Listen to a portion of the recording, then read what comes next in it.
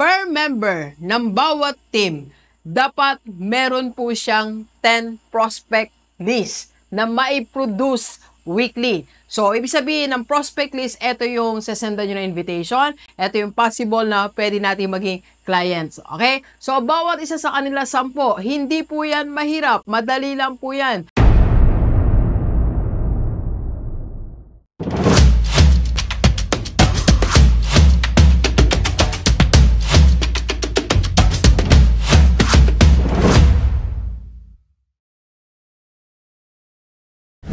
Okay, pag-usapan natin. Do you want 200 sales a week? Yes. Let's go. Let's go. Okay, so ito pong vlog na to or suggestion ni Rockstar ay para sa mga negosyong established na. Ibig sabihin, ang negosyo mo po kumikita na 3 years or 5 years or more na. So it's high time for you para magkaroon ka ng secured or para magkaroon ka ng guaranteed 200 sales a week. Okay? So, first, ganito gawin natin. You have to build 5 teams na merong 10 members. Okay?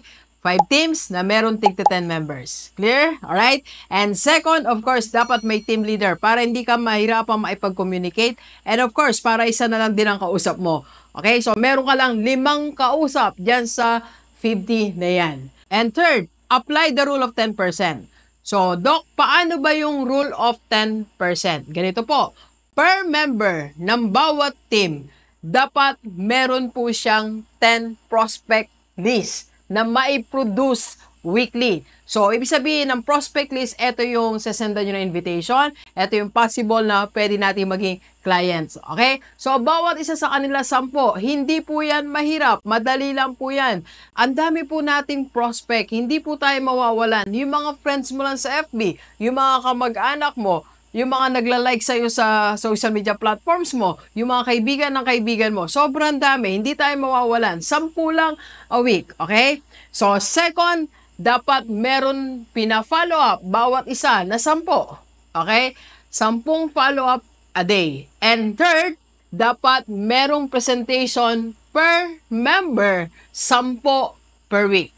And last, dapat merong 10 field activities per member mo. Kaya yan, okay? 1 week. Alright? So, sa 4 po na yan, tig 10 prospect. Kung meron kang 10 na prospect po per member, so, ibig sabihin po, meron kang 100 prospect list per week.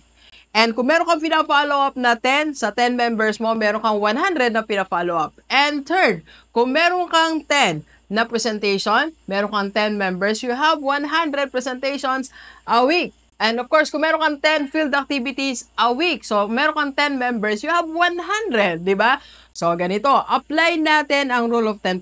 Sa 4 na yan, 10% na lang ang bumili ng products mo, 10% na lang ang mag-avail ng iyong services. So, you have 40 sales, okay? 40 sales a week. Eh, dahil meron ka pong 5 teams, so 40 times 5 is 200. Ibig sabihin, meron kang 200 sales a week. Okay? Ano po to minimum na yan. So, doon lang tayo sa minimum. Pwedeng dumami yan. So, sa laki na ng team mo, sa tatag ng team mo, hindi lang nakaka 10% yan. Pwede mag 20%, 30%. Pero, dito po sa computation natin, meron kang guaranteed na 200 sales a week. Okay? Kaya, possible. Okay? Lakihan lang natin ang ating team. Let's go, let's go. Copy po tayo. Rule of 10%. Copy po. Thank you for watching. We are inviting you to attend our free webinar sa IMG Rockstar Community para makapag-invest ka na sa mutual fund at magkaroon ka na ng Kaiser. PM na sa personal FB ni Doc. Let's go, let's go!